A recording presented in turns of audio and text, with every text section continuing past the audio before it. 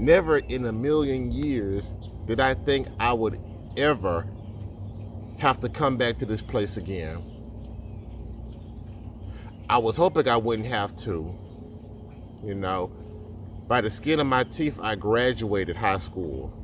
Graduated, got my high school diploma. I left this place and I never came back. Never. But when I think about the path that my life is on and the journey that I was destined to take, I knew it was necessary. I knew that a time was going to have to come to where I would have to revisit this place. Now, a lot of you all, if you know, you know. So for those of you that do know, and even for those of you that don't know, you're probably wondering, Geekster, why are you why are you in front of the junior high school? And that's a very good question. In order to answer that question, we've got to go back. I've got to take you back, way back. Got to take you back to December 13th. That's how everything started. Now, I was scheduled to perform at the annual Listening Room Film Festival.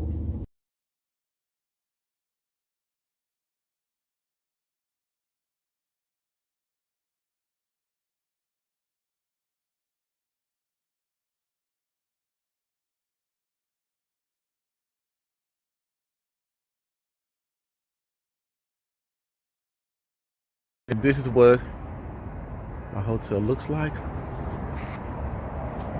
It looks like an apartment complex. I'm not going to lie.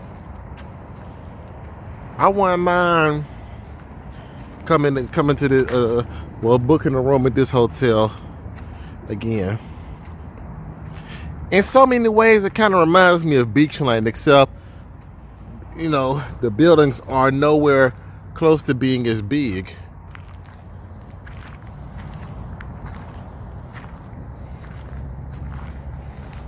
But it's definitely worth it, though. Everybody, I'm going to give you all some advice, all right? Some advice, whether you're an up-and-coming artist, whether you're mainstream, whether you're getting booked for paid gigs, or you're doing it for exposure, any of that, anything in between, I'm going to give you all some game. First things first, do not wait until the last minute to book a hotel if you're performing far away. We're talking 2 or 3 hours, or outside of your state. Don't do that. If you can, book your hotel right there and then. The sooner you book your hotel, the cheaper it is. All right. Second, do not book a hotel based on the stars. That's just me. Book a room at the hotel that is closest to where you're performing. Me, I chose American Inn right now. I kind of like this hotel. It looks like a apartment complex. I like this. I booked this hotel, I'll say like 2 weeks after I got approved to perform, and it only cost me $92. I'm going to tell you all, a time is going to come where you'll be able to floss and be able to be in a comfortable 5-star hotel. But man, if you're like me and you're trying to get business done, man, screw that. Screw it. This is serious. Like, this is business. And you know what? But with that being said, let's take a look at how my room is. Okay. All right. Let's see now. Oh, yeah. Oh, snap, I got a freaking fridge. Yeah. You know what? This might be a 5-star hotel. Ooh, coffee. Ooh, a refrigerator. Ooh, with a fancy freaking knob. Yeah, a TV. Yeah, I can't get excited too soon. Does it have an HDMI cord? Not on this side. Let's look on the other side. Crap! I have to move the fridge. Let's you know what? Let me look up there. Yeah, HDMI cord. I'm so glad I brought my PlayStation 4 fridge. Ooh. Ooh, it's cold. Yes. You know what? I'm not gonna lie. I feel like I'm at home already. I brought some suits. It's a film festival, so I brought those suits to be professional. Ooh, Bible. Gotta love that. Ooh, rack. And this must be where the bathroom is.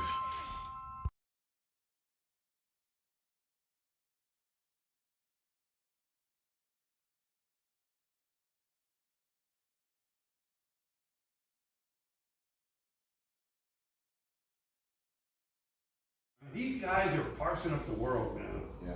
Yeah. In a way that you can't believe. Yeah, they just, and you know how Apple hates to not have their walled garden to control everything, let alone be pals with Google. Well, this is getting really interesting, but we actually run out of time. Oh, yeah, sorry, yeah. We went way above Anyway, my everybody has met Barry Coffin, so let's give him a big round of applause. Barry Coffin.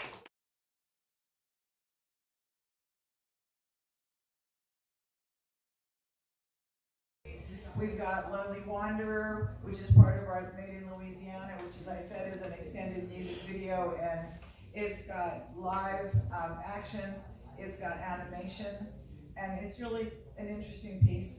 And then we'll have some more music, and tomorrow night we've got Clay Redmond and the Outlaw Red Band coming in from Georgia. They're Baton Rouge Mardi Gras Festival alumni. We have the Dina Preston Band coming in from Arizona. They're part of the Cutting Edge alumni. And we have Velo, who we have yet to meet, who has a movie out, and he's going to be in our presentation. Geekster, I'm going to interview you tomorrow. You're going to be here tomorrow, right? Yes, ma'am. I'm going to interview you tomorrow along with Clay and Velo and Dina Preston, because we're running a little late here. So Yes, ma'am. Anyway, but Geekster's going to perform tonight. That's it for today. And stay tuned tomorrow. And if you want to see the rest of the schedule, it's at htjmuseum.org. Thanks, guys. Let's hear for Marcia!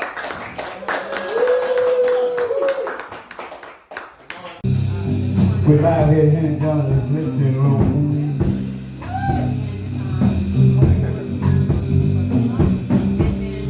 It's good to see you again, sister. I can't complain.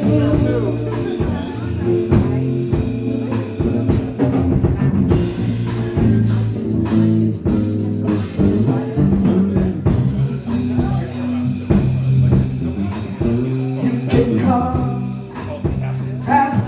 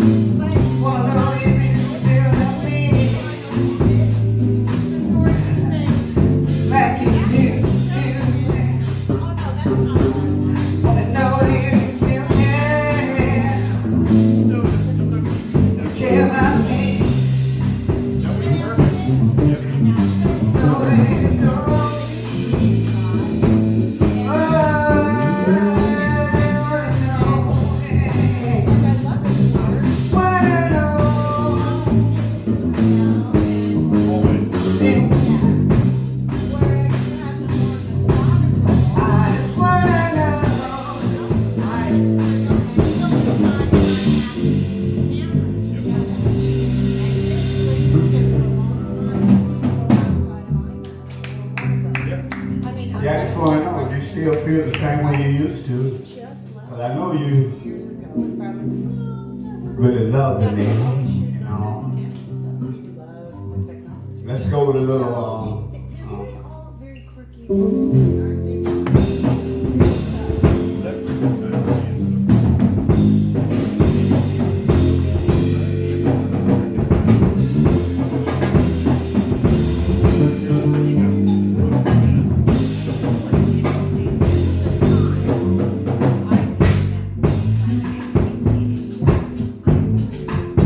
look at me. I'm lost.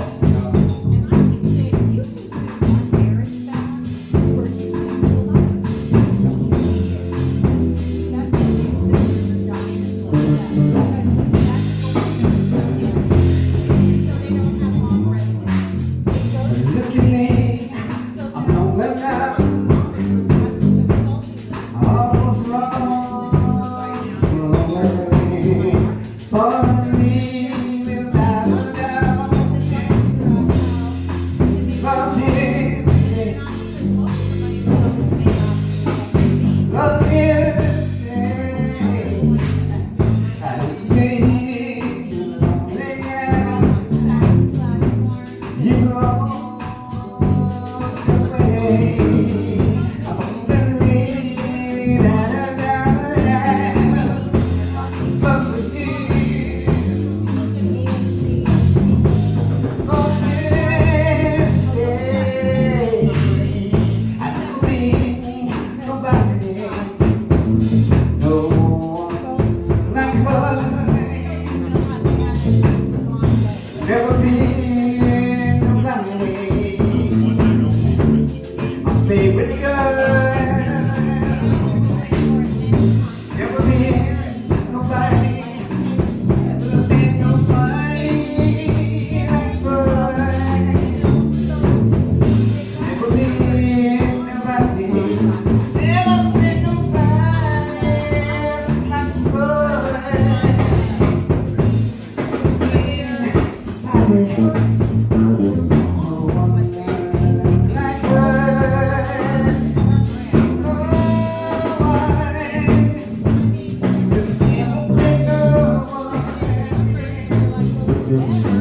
Never be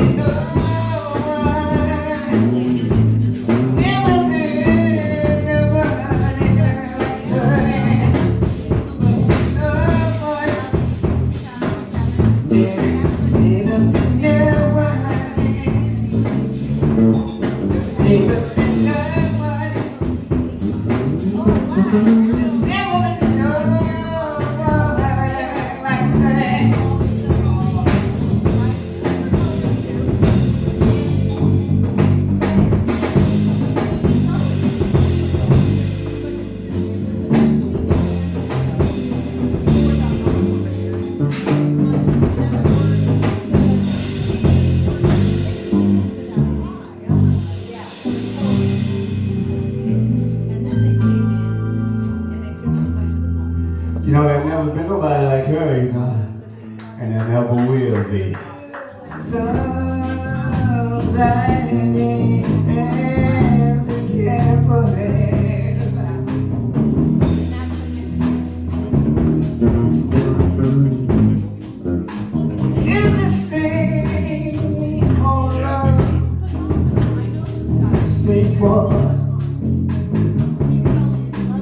Oh, yeah.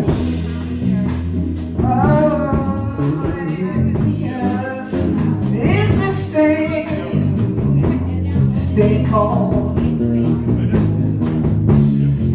Stay calm.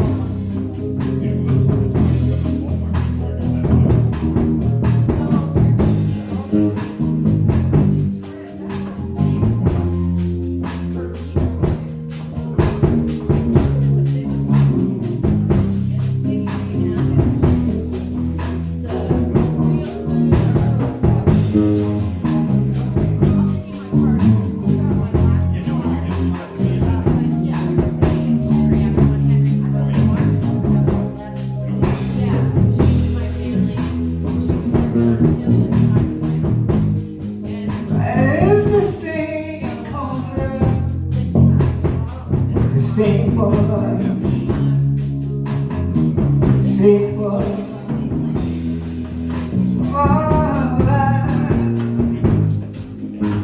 It's this thing they call.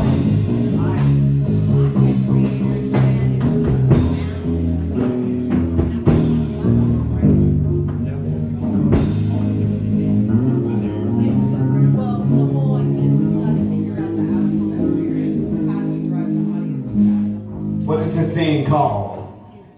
Some call it love, you know. Let's swing uptown a little bit.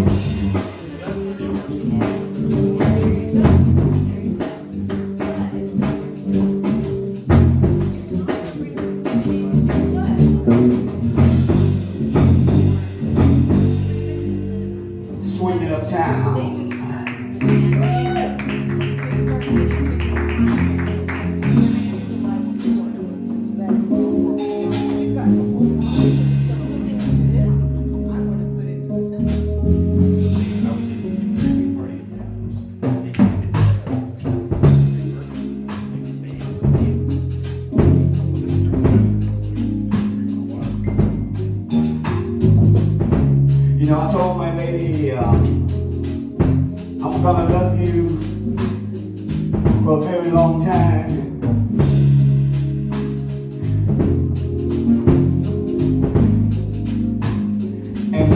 And you wanna know just how long? I told her I'm gonna promise you I'm gonna be by your side. And I'll never lie to you. gonna be forever and ever. I promise you.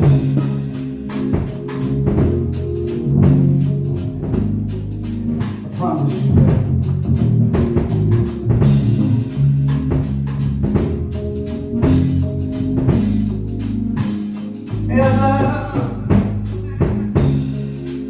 Love you, baby. Whatever you need, yeah. I won't let you go.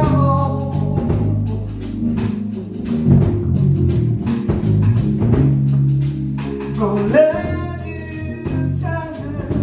okay. And I promise love you. And I promise I'm gonna love you.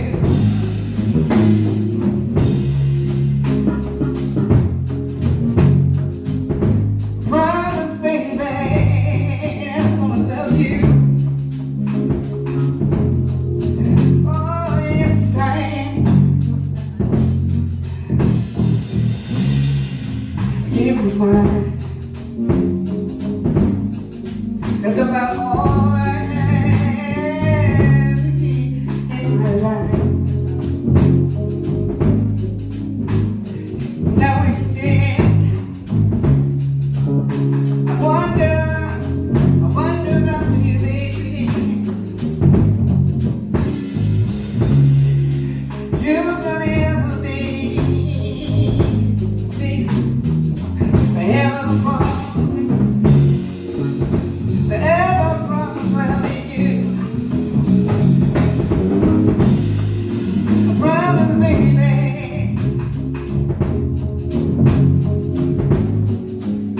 Promise to do that. Be loving you, and you'll be loving me. I'll be loving. Promise, baby. Be loving you.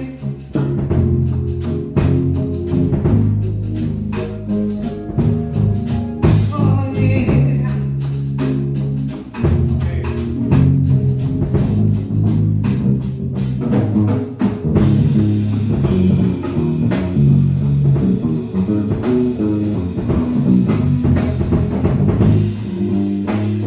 Promise, baby.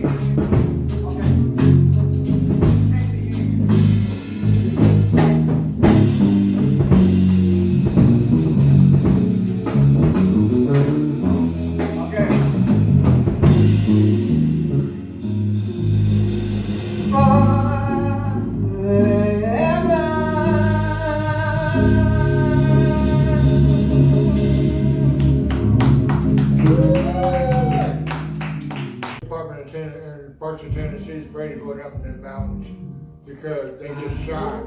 They get caught trespassing on the people's property.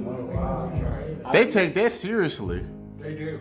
Tennessee takes their moonshine very seriously. FBI can't even go up there. Yeah, 'cause they say it's an art. Moonshining has become an art. Yeah. FBI can't go up there. The U.S. Marshals can't Hey, go up you know there. who else stay up there a lot too? Who? White. I can believe that. I can believe that. You know what I'm saying? So that's why I ain't a good place for us to hang. You know what I'm saying? In them hills. Where they making all that. Cause they make the red moonshine and the white. I didn't know there was red moonshine. Yeah. I've never heard of that. Just like whiskey. The red kind. I can see why they don't play any games about that.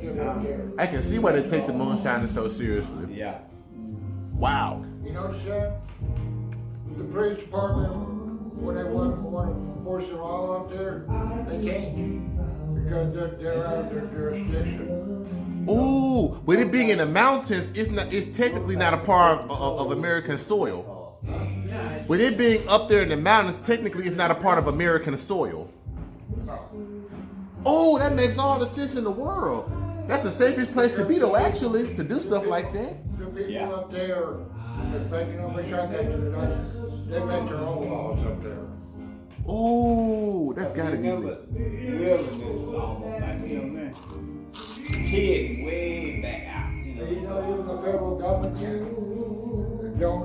don't have no jurisdiction up there. And see, them people got a lot of land up there too, though. You know? A whole bunch. Ooh. Yeah. But they never the land up there. The trees and, you know, hills, farms. And it's, yeah. Because there's no jurisdiction for the city police going up there.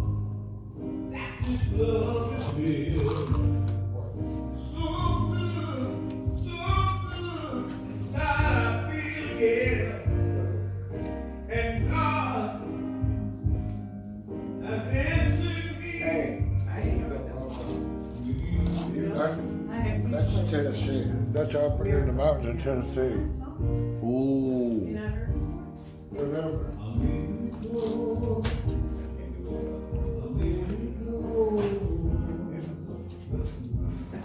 Pretty much, you don't want to go up there with just the president. They will shoot you before you get to the top. Ooh.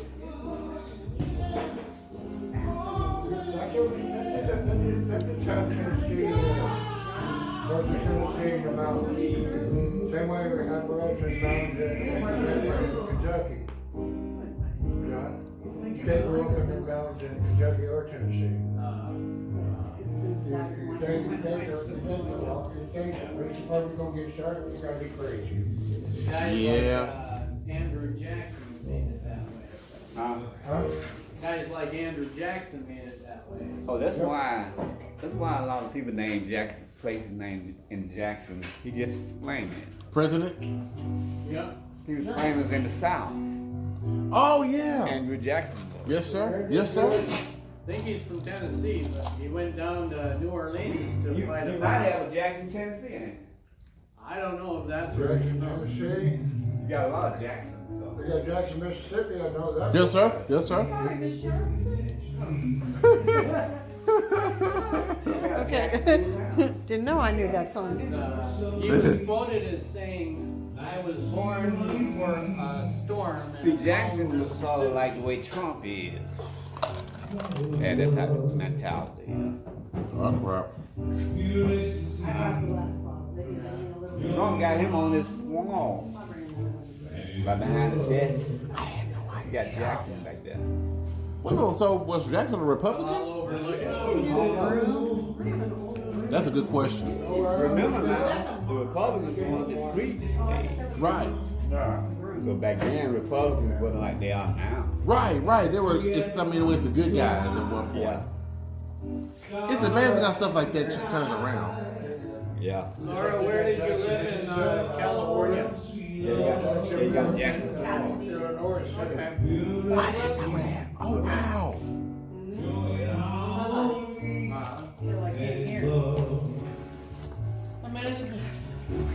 And that wasn't long ago. That was less than a year ago. Yeah, just, I came out here Fifty people lost their house. I arrived in here April 4th.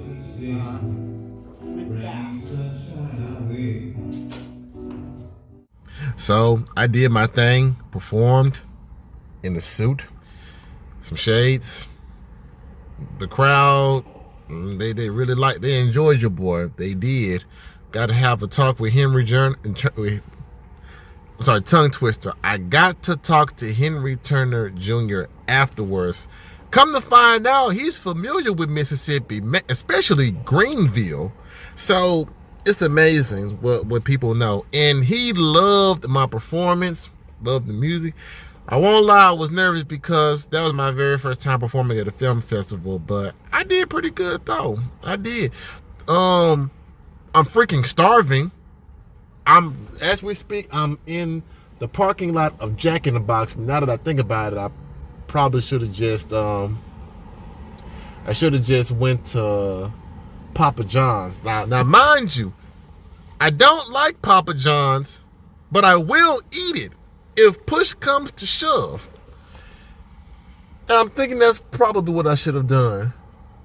But, you know, you can't turn back. Literally, I'm in the parking lot of Jack in the Box. I might as well go into the drive-thru and get my food and just leave. So let's just see how this plays out.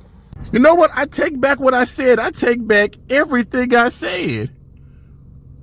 I would dare to say this is better than Whataburger.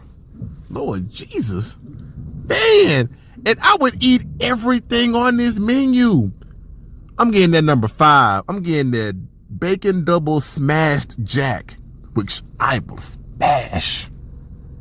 The person that's taking my order, she's kind of cute, I guess.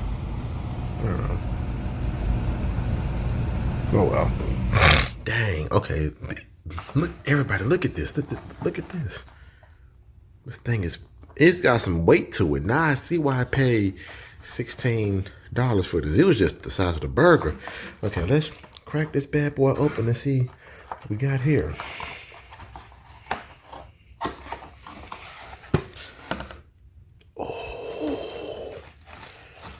Oh. Yes, Lord.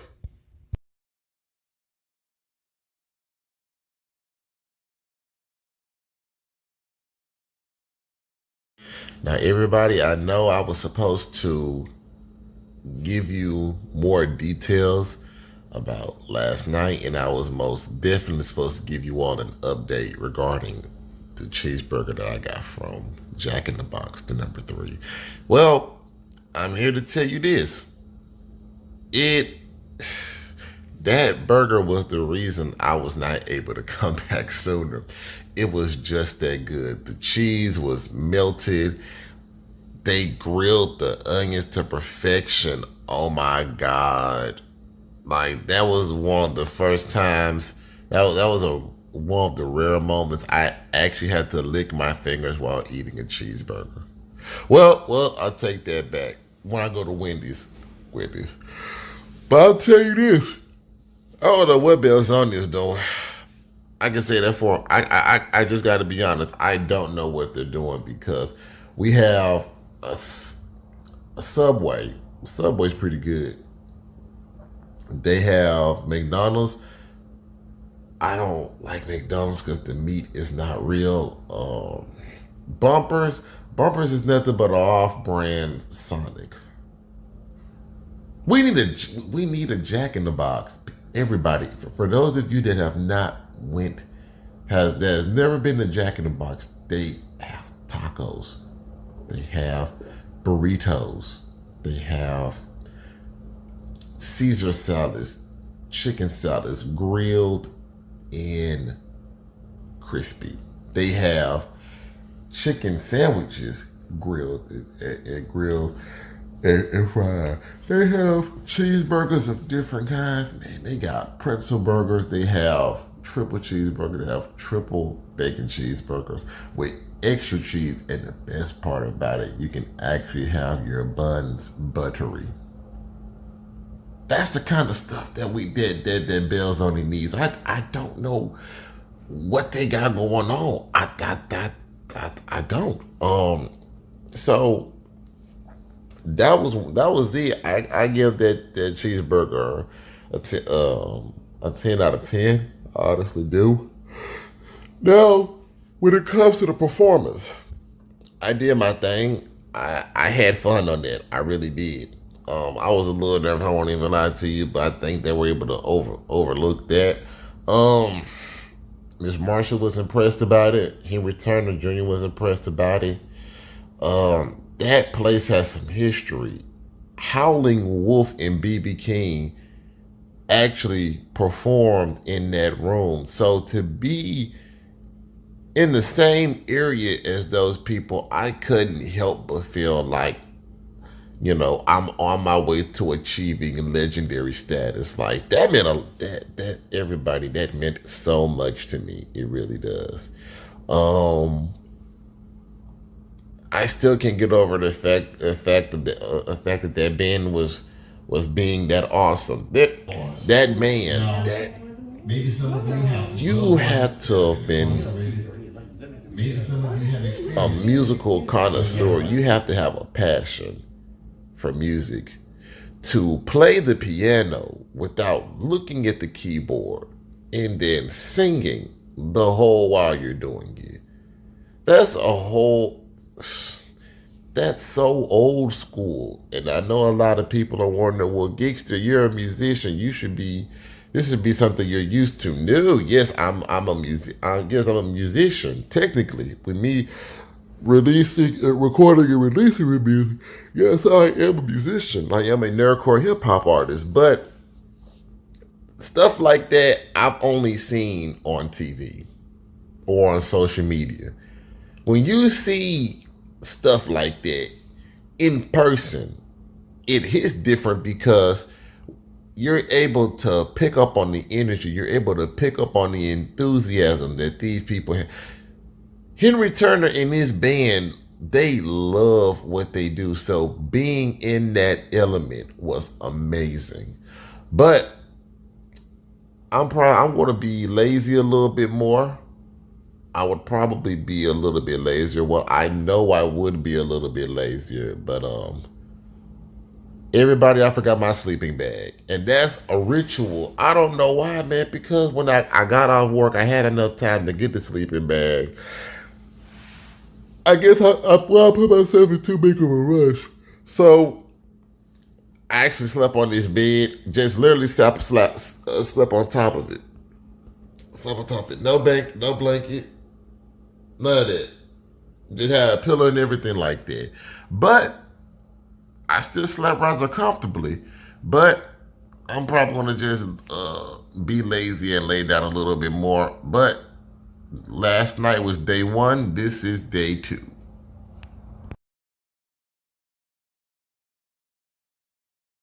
Now, everybody, I know I was supposed to give you more details about last night, and I was most definitely supposed to give you all an update regarding the cheeseburger that I got from Jack in the Box, the number 3. Well, I'm here to tell you this.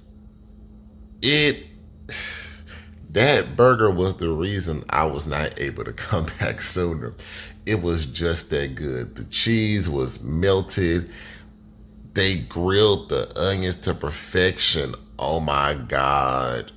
Like, that was one of the first times, that was one of the rare moments I actually had to lick my fingers while eating a cheeseburger. Well, I'll take that back when I go to Wendy's. But I'll tell you this. I don't know what Belzoni is doing. I can say that for I just got to be honest. I don't know what they're doing because we have a Subway. Subway's pretty good. They have McDonald's. I don't like McDonald's because the meat is not real. Bumpers is nothing but an off-brand Sonic. We need a Jack in the Box. Everybody, for those of you that have not there's never been a Jack in the Box, they have tacos, they have burritos, they have Caesar salads, chicken salads, grilled and crispy. They have chicken sandwiches, grilled and fried. They have cheeseburgers of different kinds. Man, they got pretzel burgers. They have triple cheeseburgers. They have triple bacon cheeseburgers with extra cheese. And the best part about it, you can actually have your buns buttery. That's the kind of stuff that that Belzoni needs. I don't know what they got going on. I don't. So that was it. I give that cheeseburger a 10 out of 10. I honestly do. Now, when it comes to the performance, I did my thing. I had fun on that. I really did. I was a little nervous. I won't even lie to you, but I think they were able to overlook that. Miss Marcia was impressed about it. Henry Turner Jr. was impressed about it. That place has some history.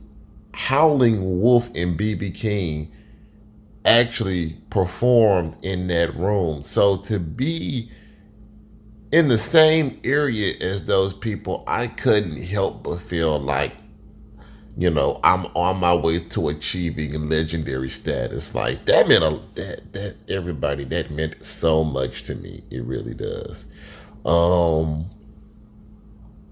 I still can't get over the fact that band was being that awesome. That man, that Inside, you brought me right back to life. When I was dying inside, you brought me right back to life.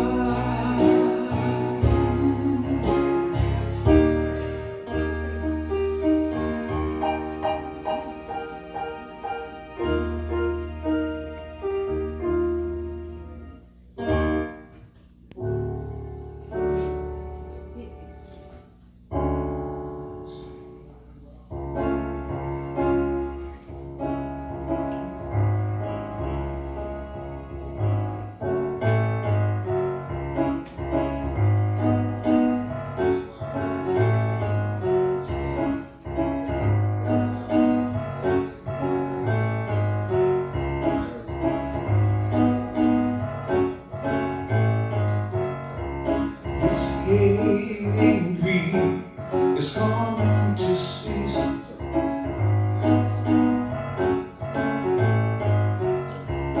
Soon we will live in a world of peace,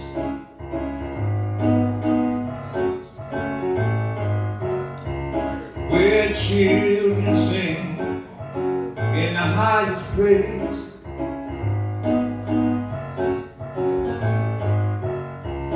And joy will fill our hearts every day.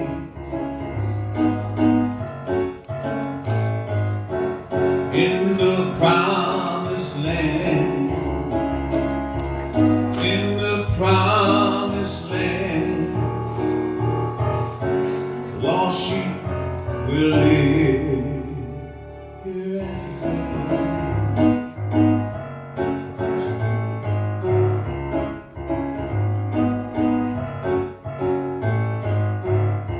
Sweet harmony is waiting for us.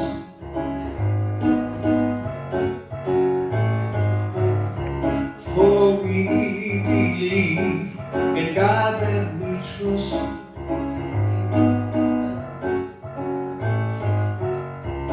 No wickedness will harm us again. No, no, no. We'll stay in bliss with our holy friend.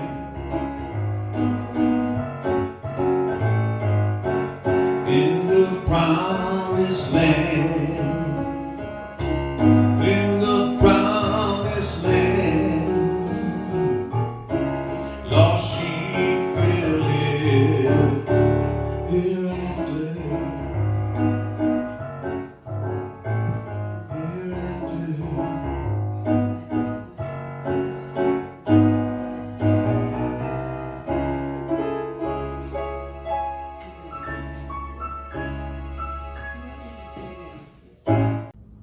you had to have been a musical connoisseur. You have to have a passion for music to play the piano without looking at the keyboard and then singing the whole while you're doing it. That's that's so old school. And I know a lot of people are wondering, well, Geekster, you're a musician.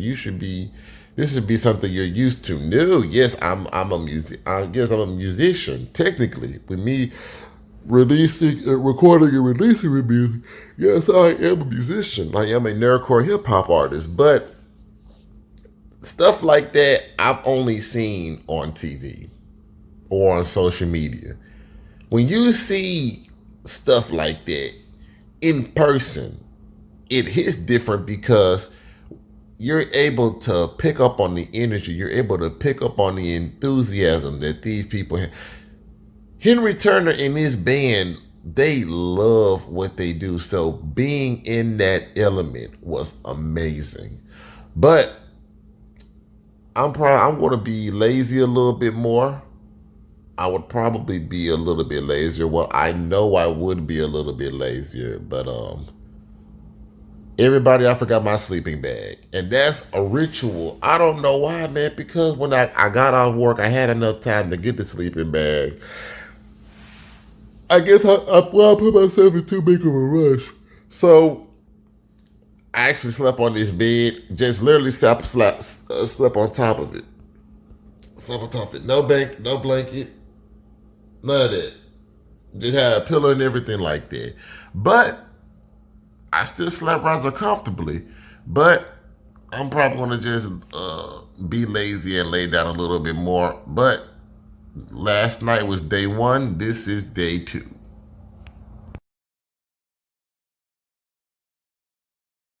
Man, I gotta say, Baton Rouge do things differently. Not too long ago, early this morning, they had like a Christmas parade or whatever, had a float and playing and bumping Young Boy throughout the whole thing. Like, gotta admit, man, shoot, Young Boy is pretty much a legend out in these parts. But, you know, there's neither here nor there. It's definitely interesting.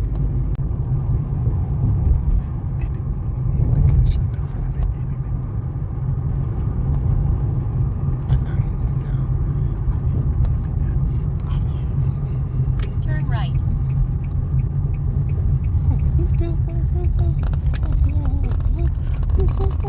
In half a mile, turn right.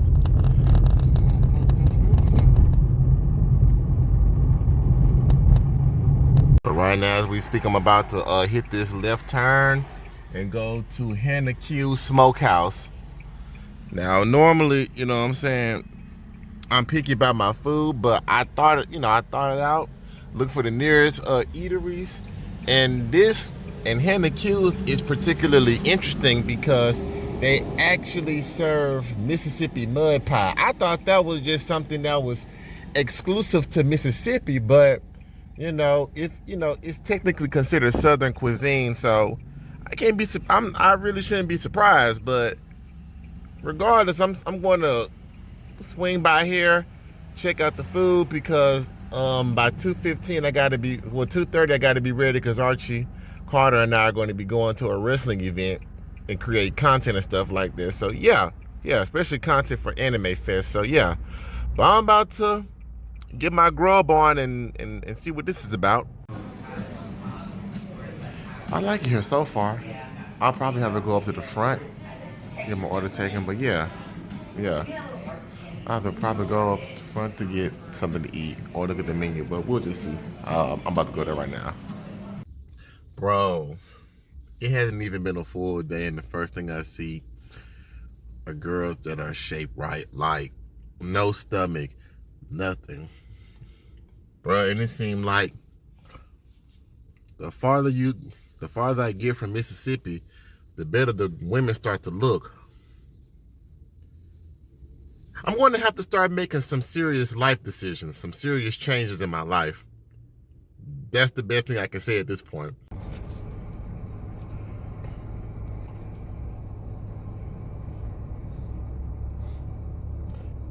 I can definitely say that I like this area. I really do.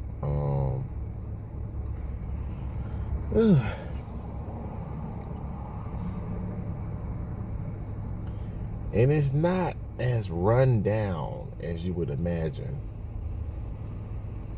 I guess it's just one of those things, man. In 0.2 miles, turn left on North Street. Let's take North Acadian Thruway, North Street, Baton Rouge. In 900 feet, turn left on North Street.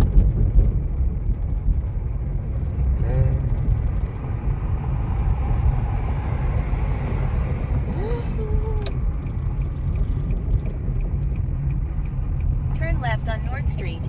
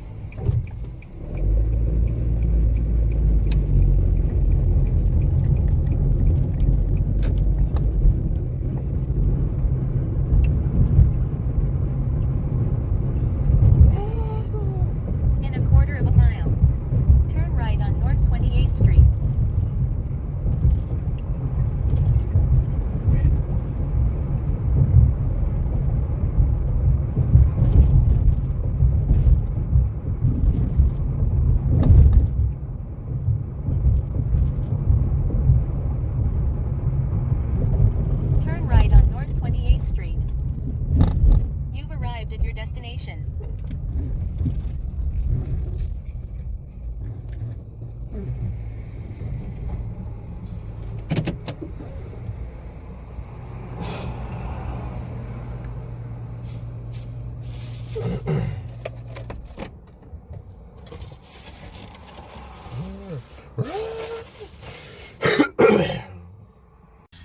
I'm not gonna lie, I'm so excited to see what my food looks like because I wanted to try something different. I know, don't get me wrong, Jack in the Box was good, but soul food, having good soul food doesn't hurt. What's going on, sir? Oh, yeah. Oh wow. Then we got, now we probably got out to a PBS station or whatever in New Orleans for that area and a few other areas.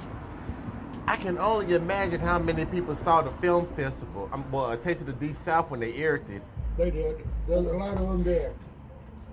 Oh. We get great reviews over that. And I'm gonna tell you, that's how I got booked to perform over here. Yeah. I emailed Miss Marcia about performing, and she heard my music and thought it was I'd be a good fit for it, and it was amazing. It was, and then the best part about it, it was in front of the library. Oh yeah. And I guess maybe because I'm just now starting to leave and go and out of Mississippi and see different spots. The library, I've never seen a 2-story library a day in my life. That was my first time ever seeing something like that. Downtown? Yeah. They said It's a 4-story library. And that's what the people at the library said. They said that's not even the biggest library in Louisiana. Oh wow. The biggest library in this city, Goodwood. That's the main library. That's the biggest one for the Baton Rouge area. Oh. That's where. Now that out there it's got more parking, and you don't have to fight to park it out there compared to what you have to do in town. Ooh. And see, it just shows that. Well, day 2 went rather well. It's funny because when I got up there like 2 o'clock. No, not 2 o'clock. I got up there like 1 o'clock. I can definitely say that when it comes down to it, like day 2 was pretty good. It was woke up, got a call from Archie Carter. He said that he wanted to take me to a wrestling event, a professional wrestling event that was being held. And I was excited about it because when he first told me about 225 Pro Wrestling, I was like, okay, I'm all for it. So he said that he wanted to come and give me a 215, but I'm like, I was going to do some serious, networking at the Listening Room Film Festival. And he was like, okay, it's whatever you want to do. I said, make it 230. Make it 230 to be on the safe side. He was like, okay, cool. The moment I got my food, I drove to the listening festival. Well, Henry Turner's listening room, and when I got there, I saw the same bartender that was there Friday night, and it was amazing to have those conversations with older people. It really just is a humbling experience for people, for somebody that old to know that much. But then again, it really shouldn't be a surprise to me. And it's so underrated just hanging out with older people. People, they have it so underrated, but that's one of the best things ever. It is. Talking to him, it was the best thing ever. Now, mind you, here's the funny thing about that whole scenario. I'll say at least like 2 hours Yeah, no, I came like an hour early. Yeah, no, actually an hour and 30 minutes early because the festival didn't start until like 3 o'clock. So, which is funny because I mean, I'm talking to Henry Turner Jr. Had a great conversation with him. Had a great conversation with the bartenders there. Um, what I like about that conversation is that they said specifically that in Texas they're more strict when it comes to education, and so is Louisiana. They said in Texas you had to have um a average. You had to have a high GPA, a high grade point average. You had to make nothing but A's in order to play sports. And I can agree with that. That makes all the sense in the world because who wants to be a strong, dumb person? Like, let's be real about that. Who wants to be a strong, dumb person? And then a lot of people put all their hopes and dreams into becoming a famous rapper or an athlete. And don't get me wrong, I believe in the law of attraction. I believe in manifestation. But then there are people that don't know how to manifest. They don't know how to align who they are with what they want. They really don't know how to do it. And it's just simple. Faith without works is dead. You can believe all you want to, but if you don't build yourself up to be put in that position, it's not going to work out in your favor. And um, the bartenders and I, we all were on the same accord when it came to that. It's getting to a point to where um, not even having a high school diploma will guarantee that you have a good job. Shoot, in most cases, the most you can do is work at a fast food restaurant with a high school diploma. Everything else requires certification and requires a degree. But the issue is not what needs to be done. The question is, are you willing to do it?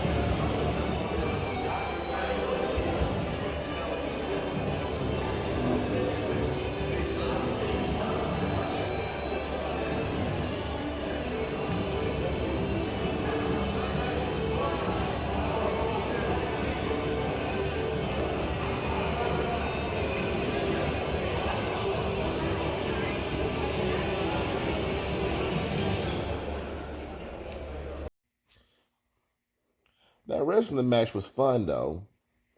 I won't even lie. That wrestling match was dope. I got to talk to people. They had a lot of respect. Even if the wrestlers didn't know you, they'll shake your hand and speak to you. And from what Archie told me, that's old school. I if I would have had my phone charged up, I would have been able to show you all some stuff. I need to bring my charger with me more often, but it was it was a sight to behold. It really was, and they take that sport so seriously. They really do. Um, I'm not gonna lie. I could never wrestle. I'm with Archie on that one. I could never wrestle because getting body slammed on a ring that's nothing but springs and wood. Yeah. Whew.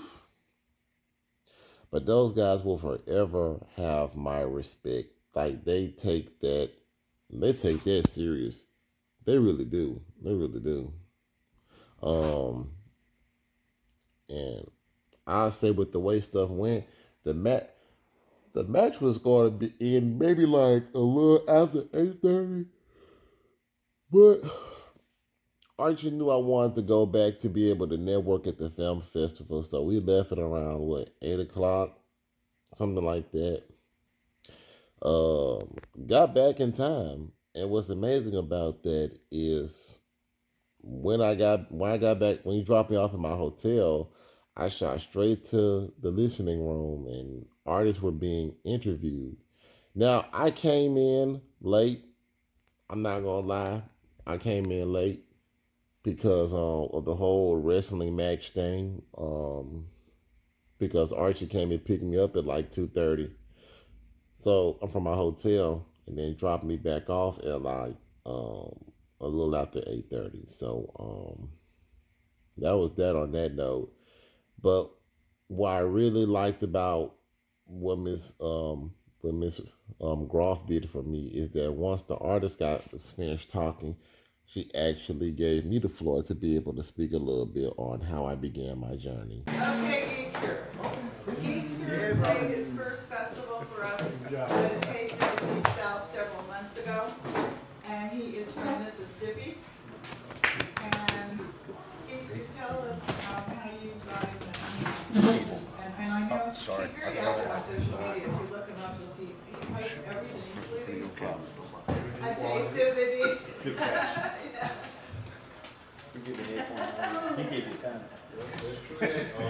Hello everybody, my name is Geekster the SuperNerd. To start off, I'm a nerdcore hip hop artist. So for those of you all that don't know what that is, it's sort of like regular hip hop, but the lyrics are inspired by video games and comic books and anime. So how it started was, at first music was an emotional outlet for me. Like, I was getting bullied every day in school. Like, wedgies, got thrown in the garbage cans, got my head dumped in toilets. That's not even all of what happened. So with me, at first, you know, things like reading comic books and video games or playing them, it was a coping mechanism, but the older I got, it just got to a point where it just wasn't enough. And me, I'm the kind of person to where I try to see things in patterns. And for me to be 12 or 13 years old and asking myself, 10 years from now, 20 years from now, am my life still going to be like this? Am I still going to be hiding from people? Am I still going to be at the mercy of others? It got to a point to where I felt like suicide was just the only thing on the table. So one particular day, my sister came and picked me up. I didn't think nothing of it, but that day changed my life forever because the rapper that actually got me rapping actually lives here, actually from here. Wow. Boosie. The very first song I ever heard, You Don't Know My Struggle. And mind you, when I first heard that song, I literally cried all the way home. My sister didn't even know. I laid it back and I cried because it really just goes to show that there are so many people that suffer in silence. And later on that night, I snuck into my sister's car and looked through all of her CDs until I found that one CD that had that song in there. Well, no, let me stop lying. Every CD that had the word Boosie on it. I took it out of her car, went back in my room, played them all until I found that song, and I had it on repeat. And that was the coolest thing ever to me. So I started writing music based off that. Come to find out, I had no idea how good I was until I was in, had to be in my junior year in high school. I usually write my music when nobody's around and I'll rehearse it. And one of my classmates was like, there's no way on earth you wrote it. I'm like, kind of, yeah. No, you didn't. So he sat there and watched me write the rest of that song all the way through. But because of the kind of music I wrote, and during this time I wasn't really into the traditional music, like the gang banging, the music that, you know, glorified the drugs, the sex, and the violence that take place. I love conscious music that really just spoke on what a lot of people went through. So that was the area I went into. But deep down inside, I felt like I still wasn't being true to myself until, and this is funny, when I tell this story, people still laugh no matter how old it is. One of the newest Mortal Kombat movies came out, and it's terrible. For those of you that understand that, it's terrible, absolutely terrible. It didn't stick to the game at all. It was a headache in the hell. So I thought it'd be a dope idea to just write a song about it. So I did, and come to find out, it came much more naturally to write music about things that I genuinely love. And I thought I was onto something big. I thought I invented a genre. Until one person named Crazy the Great followed me on Instagram. And I didn't think much of it until I saw him dressed up like a Dragon Ball Z character and heard him rapping. I'm like, this music sounds a lot like what I'm trying to do. So that's when I was first introduced to nerdcore hip hop, and when I did, I started mentioning him. I looked for other artists that make the same music as me, and they embraced me. Like, they really just looked at me and as a brother. Right. So that motivated me to keep going, and I got like 5 projects out, and one involved Star Wars. That's Death Star.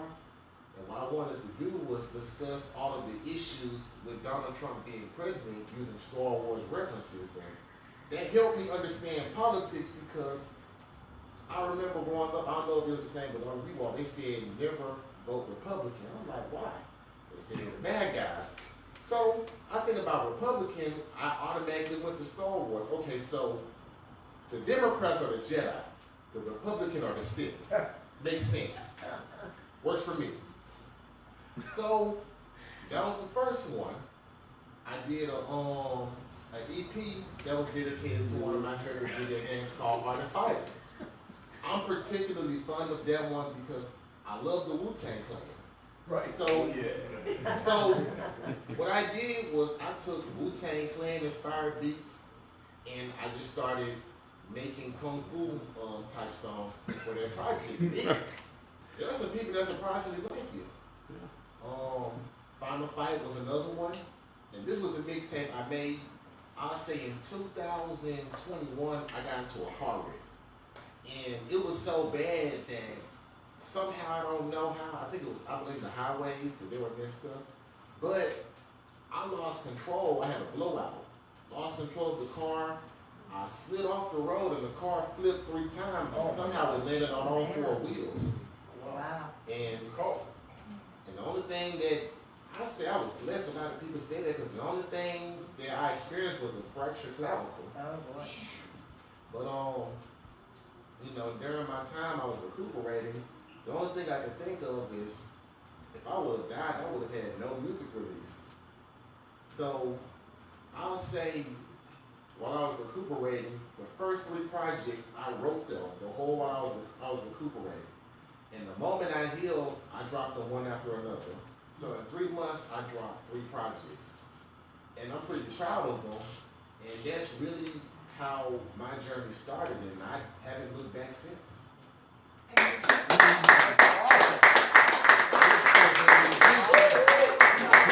My story touched a lot of people. A lot of people, their eyes got big, and it's safe to say that a lot of those people, they grew to respect me because in so many ways, I had humble beginnings when it came to how I got started with all of this. I never got into music for, the fame or the women or, any of that stuff.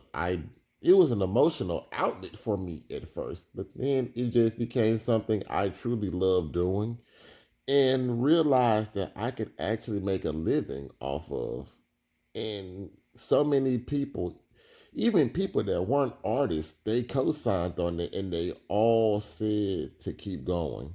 Like, from my story to touch people, it was even one artist from Hattiesburg that actually walked up to me, shook my hand, hugged me, embraced me, and he said, like, man, that story actually did something to me. Like, you'll never know what a person's going through or what motivates them. And being in an environment, being at a film festival where everybody loves what they do, whether it's music or movies, people appreciate determination.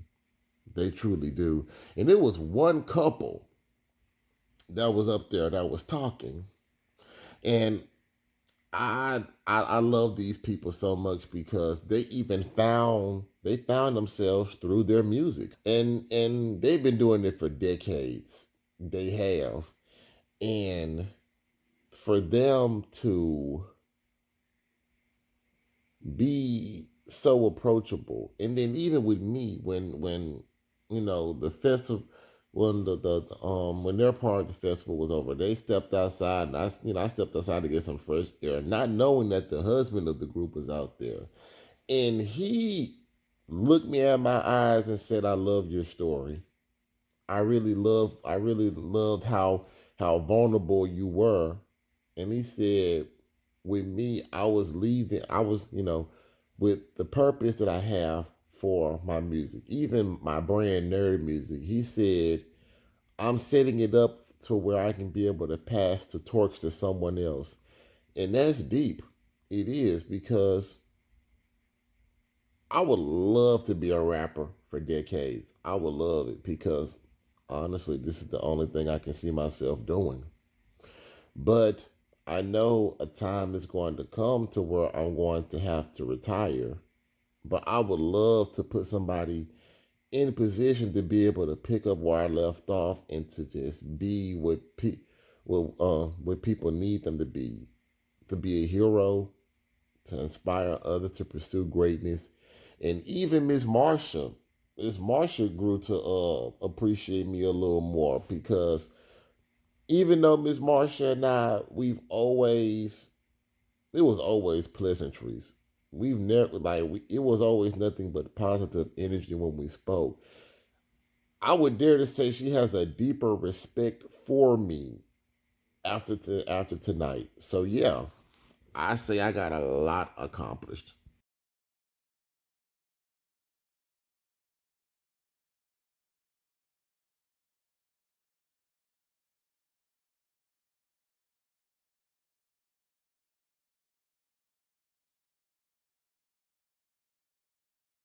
Going to see the Roosevelt Street projects, being able to go and actually drive to where Boosie grew up and where his journey began, that was something that I needed to do. And the reason why I say that is because lately I've been just hearing Charleston White talk about how it was Boosie used Marlo Mike as a hitman to be able to murder quite a few people in Baton Rouge, and how it is he got away with it. One thing about it, even though I came close to it once upon a time, I've never been for killing, except on video games. That's the only thing. But I was in disbelief when I heard it because of how big of a hero he was in my eyes. But to be able to hear it and then be able to come across people that co-signed on it, it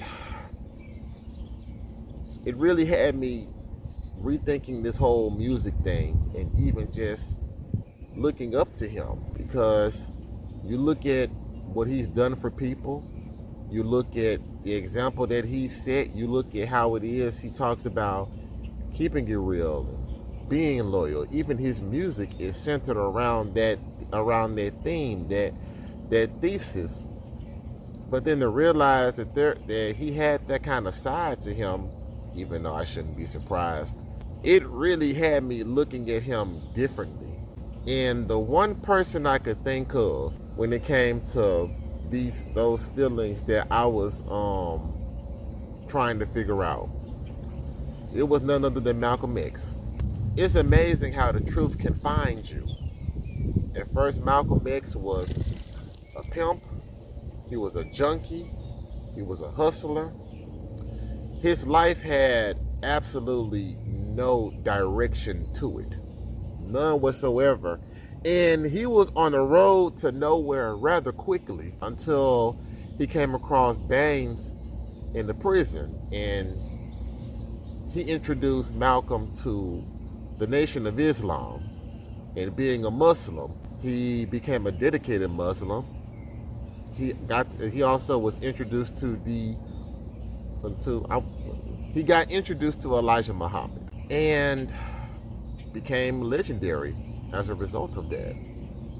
And I always loved how Malcolm X was proactive when it came to the needs of his people, not just the physical needs, but the psychological needs that they developed. Because groupthink is still prevalent. There are still people that think the same way, do the same things, because they're programmed to do so. But when you come across somebody that thinks for themselves, it's almost as if it disrupts the system, like it disturbs the structure of that society, or society in general. But I'll never forget when I watched the movie for the first time, and Malcolm X found out that Elijah Muhammad was not living according to the Muslim standards or the ways of Allah. And in the movie, he said his faith was shattered in ways he could not completely describe. And I understand that. When I read the stuff with Boosie being behind all those murders, that crushed me, because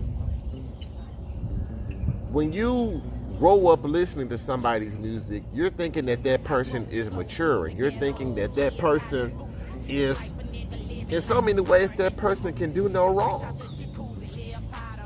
But I have to remember that no matter what a person does, a person is still human. Really no different than any other Homo sapien that walks this earth. And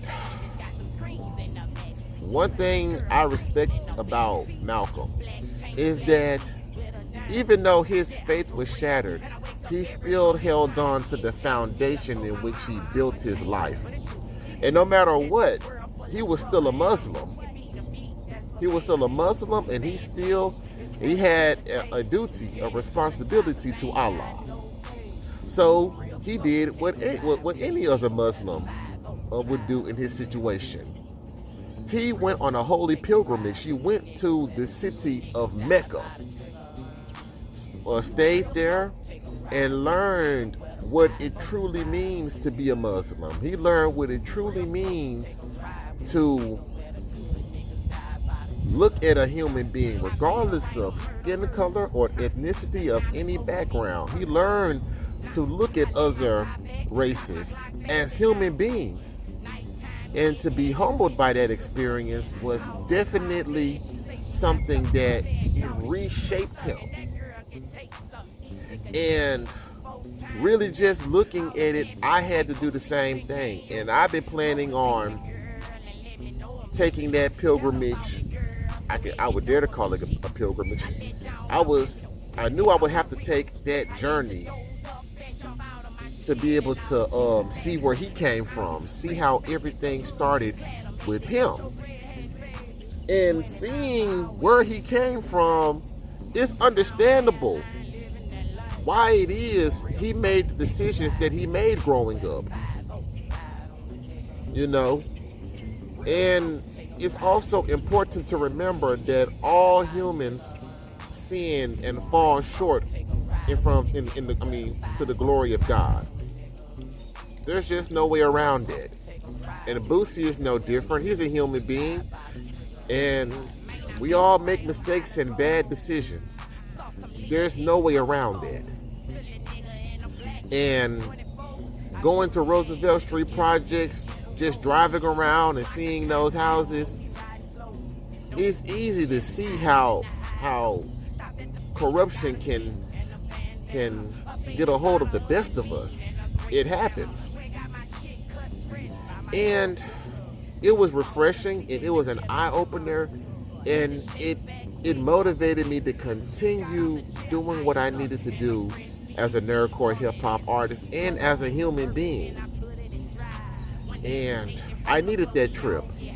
I definitely needed that trip because sometimes you just have to, you can't really just walk a mile in somebody's shoes, but sometimes just seeing where somebody came from, seeing what they went through, it helps you get a better insight as to their thought process. And I can honestly say that when it comes to Boosie and those murders, I really can't speak too much on it. But the one thing I will say is that everything happens full circle. And we always reap what we sow.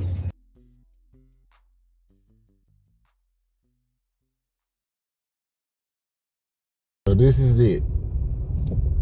West Garfield, the West Roosevelt Project.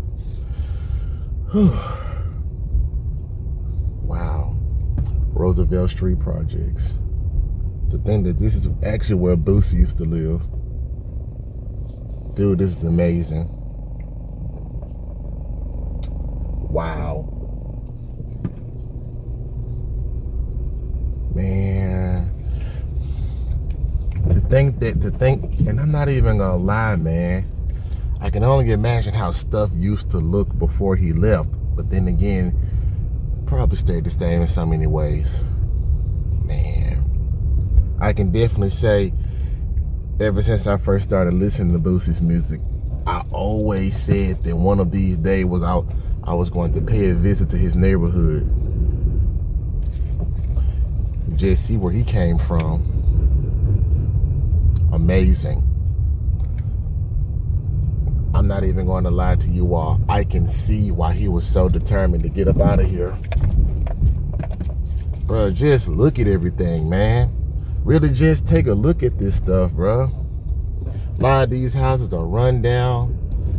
I can see why the Ivy Smith birthday bash meant so much to these people.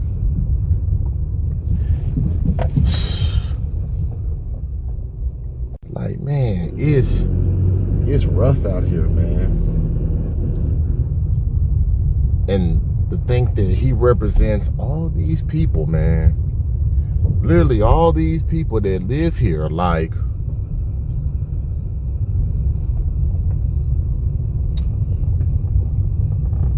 I don't know about King of Louisiana, but King of Baton Rouge, hands down. Like, really, no doubt, man.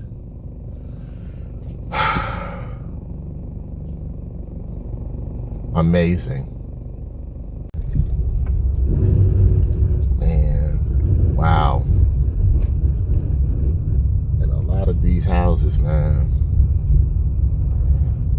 But what's amazing about it, man, this feels a lot like Belzoni. Certain, like, really like downtown Belzoni. It gives off that vibe just a little bit more, I guess, rundown. Wow. That's all I can say, man. Wow.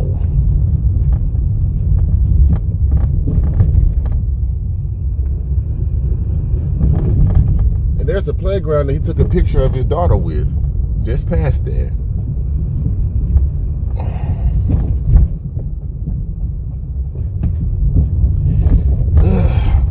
Just being honest, man. He said to go to your favorite rapper's neighborhood and just drive through that mug, man. It just hits different. Like, man, I'm more motivated than ever to be legendary, to be the best I can possibly be when it comes to this music. The fact that he came from something like this, man, come on, bro. Anybody can make it. Anybody can make it. All bull crap to the side. Anybody can make it if you come from a place like this.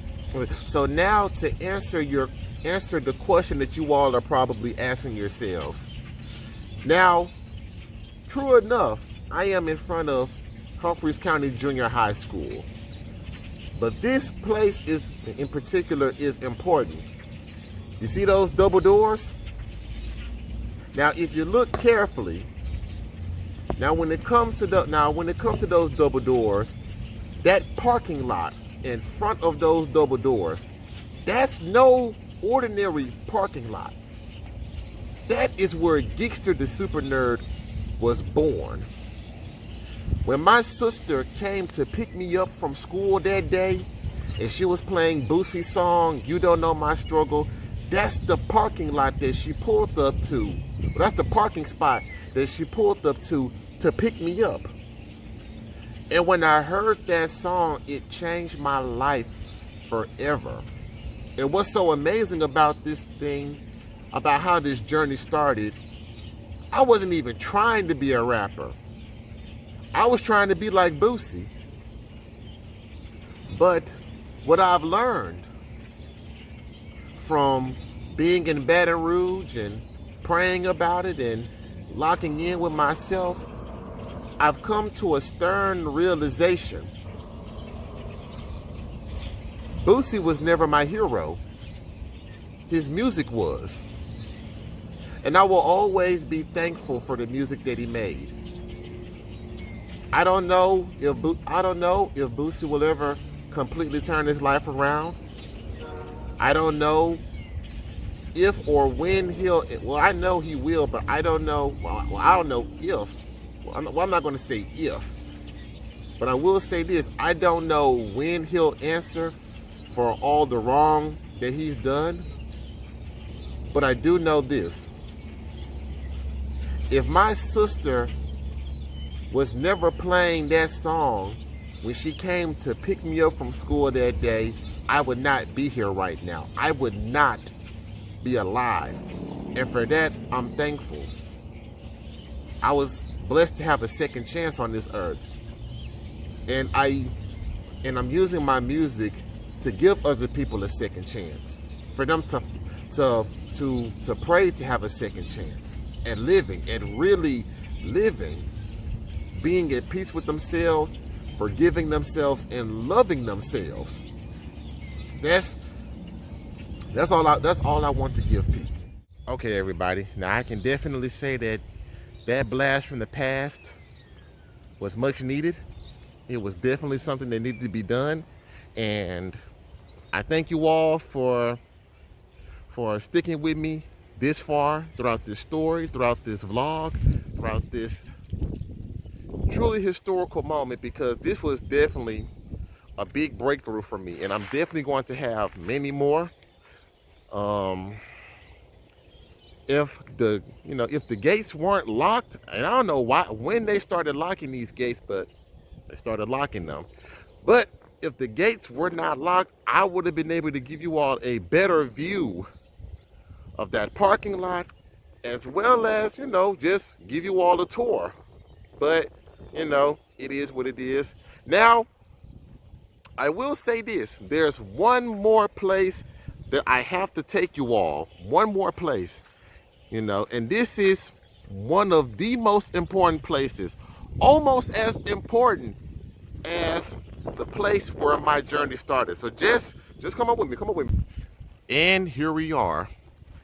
Now, I know what you all are thinking. This is a football field. Now check this out. This football field was actually my hiding place at school. First grade all the way to my senior year in high school, I was getting bullied. And the thing about that is that when I got to high school, the bullying got so much worse, Lord Jesus. So here's the thing about that. It's actually kind of see-through. Okay.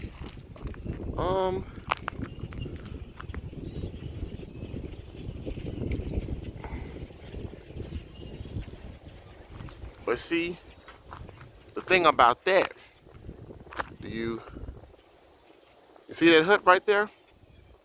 That hut is where I would hide when stuff got really bad for me at school. When the bullying got overwhelming, or when I just couldn't process a lot of stuff, man, I would actually go to that hut and hide. Now the thing about that, Miss Rush, my history teacher, well, social studies teacher, would actually come out here and get me. Well, at first she would. I said for like the first few weeks she would get me, but then she just got tired and stopped coming to get me. But this area holds a lot of memories, good and bad, because when I would come to that area, when I would come here, I would always ask myself, like, will I spend the rest of my life hiding from people? Like 10 years from now, 20 years from now, will I still be at the mercy of others? I'm so glad I can say no. You know, I say through divine intervention, I was able to find myself and really be able to love myself a lot more than I did back then. And I'm grateful for the second chance I've gotten, because now I'm putting it to good use. And I want other people to be able to give themselves a second chance. So, yeah, man. Where you come from does not determine where your life is headed. I promise you.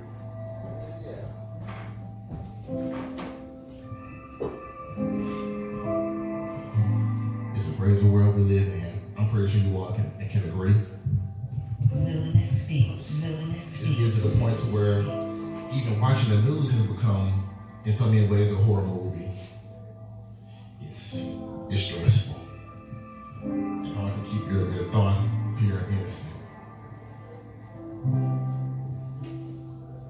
Metaphorically, my brain's incarcerated. Brain cells, no books, I really hate it. Lack of food and freedom, starvation. Mental lockdown, that's the curse of our nation. Thinking that it's fine, confined, but then the confine of thoughts to your rights can decline. Trying to minimize individual minds, with the subliminal signs. Little people be thinking little of mine. No geese ducking tainted wisdom and lies. I can't stand stupidity, I don't even try. Overtook by what they don't understand. The brain is fried like eggs and grits is best to split. Discount on the dreams they sell themselves. Outweigh the pros and cons they tell themselves. Mindless behavior, it is indeed the same line that they eat what they're trying to feed. Tell me what's the stuff in the brain. Locked up, how much of yourself remains? Try hard to keep yourself sustained. Like a knowledge, not much to gain. Racial slurs, just said in vain. Lesson learned, but it comes with pain. Cells in your body and cells in your mind. A better way to think we're trying to find. That place you got is poisonous in the skies. Mind control, they're annoying us with the lies. Separate from bad perception. Mental segregation in different direction. Bamboo of boot lips and buckwheat doesn't leave folks with much sleep or much heat. Eye ties, gin jockeys. Humiliate, no humility, they been cocky. Unstable from powerful words to drain energy. Ask yourself, is this the inner me? Mindset no different than the cell. Cold and bleak, undermine those who weak. That ideas with the tainted wisdom. Closed-mindedness, the worst of all prisons. That ideas with the tainted wisdom. Closed-mindedness, the worst of all prisons. Tell me what's the self of the brain. Locked up, how much of yourself remains? Try hard to keep yourself sustained. Like a knowledge, not much to gain. Racial slurs, said in vain. Lesson learned, but it comes with pain. Cells in your body, a cell in your mind. A better way to think we're trying to find. And that was it. So, that concludes my set. I am Geekster the SuperNerd, Steve Arthur Jr. Thank you so much for having me.